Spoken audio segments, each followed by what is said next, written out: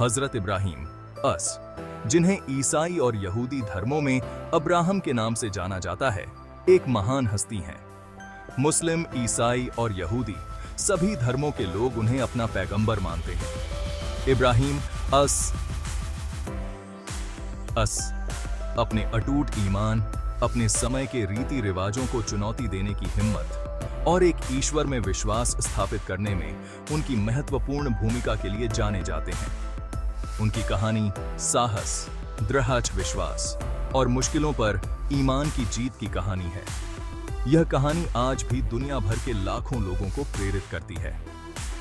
इब्राहिम असनास का से आस जसिम आमने से ऐशेचासा ऐसे समय में रहते थे जब लोग मूर्तियों की पूजा करते थे, यह मानते हुए कि उनके जीवन पर मूर्तियों का नियंत्रण है।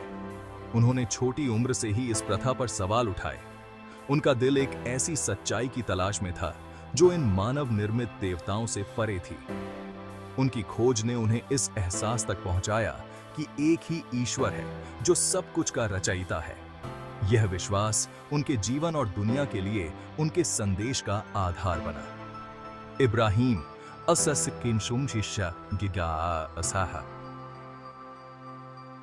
अस्सर की कहानी सिर्फ एक ऐतिहासिक वृत्तांत नहीं है, यह सभी धर्मों के लोगों के लिए गहरा सबक देती है, जो हमें विरोध का सामना करने पर भी जिस पर हम विश्वास करते हैं उसके लिए खड़े होने के महत्व की याद दिलाती है।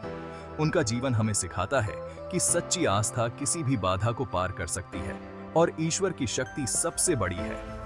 उनकी कहानी आस्था की स्थायी शक्ति और हमारे जीवन के सभी पहलुओं में सच्चाई की तलाश के महत्व का प्रमाण है। एक ऐसी दुनिया की कल्पना करो जहां लकड़ी और पत्थर की मूर्तियां सिर्फ सजावट नहीं बल्कि पूजा की वस्तुएं थीं।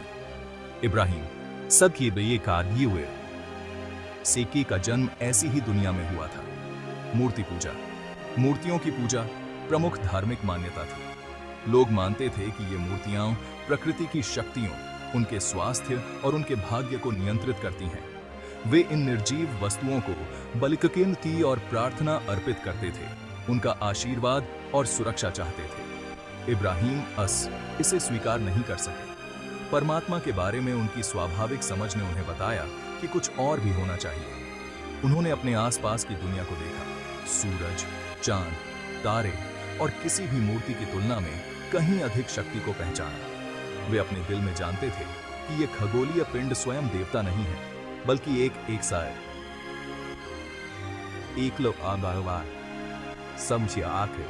सर्वशक्तिमान ईश्वर की रचना है। इब्राहिम असद ने अपने लोगों की परंपराओं पर सवाल उठाना शुरू कर दिया। उन्होंने उनके विश्वासों को चुनौती दी, शक्तिहीन मूर्तियों की पूजा करने की बेरुखी की ओर इशारा किया।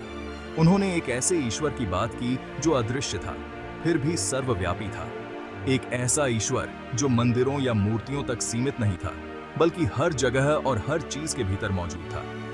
यह संदेश कुछ लोगों के दिल को छू गया, जो उनके तर्क और ईमानदारी से प्रभावित हुए। हालांकि उनके शब्दों ने उन लोगों में भय और क्रोध भी पैदा किया जो पुराने रास्तों से चिपके हुए थे। मूर्ति निर्माताओं, पुजारियों और सत्ता में बैठे लोगों ने इब्राहिम अस्सर के संदेश को अपने अधिकार और जीवन के तरीके के लिए खतरा माना। उन्होंने उनकी बात सुनने से इनकार कर दिया, अपनी मूर्तियों और उनके द्वारा प्रदर्शित शक्ति से और अधिक चिपक गए।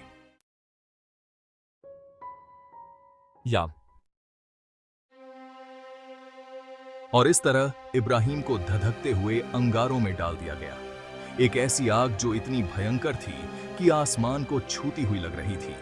लेकिन आग की लपटों के बीच इब्राहिम का ईमान डगमगाया नहीं। वह दृढ़ खड़े रहे। उनका दिल सर्वशक्तिमान पर अटूट विश्वास से भरा हुआ था। जैसे जैसे आग भड़कती रही, एक चमत्कार होने वाला था। घटनाओं के एक अविश्वसनीय मोड़ में इब्राहिम को जलाने के लिए बनाई गई आग ठंडी और शांत हो गई। लपटें जो घातक होनी चाहिए थीं, सुरक्षा के अभयारण्य में बदल गईं। इब्राहिम आग की भयंकरता से अछूते बिना किसी नुकसान के बाहर निकल आए। यह एक ऐसा क्षण था जिसने सभी तर्कों को चुनौती दी, विश्वास और ईश्वरीय हस्तक्षेप की शक्ति का प्रमाण दिया। इब्राहिम और आग की कहानी सिर्फ अस्तित्व की कहानी नहीं है, यह आने वाली पीढ़ियों के लिए आस्था की किरण है। निश्चित मौत के सामने उनके अटूट विश्वास ने दुनिया भर में लाखों लोगों को प्रेरित किया है।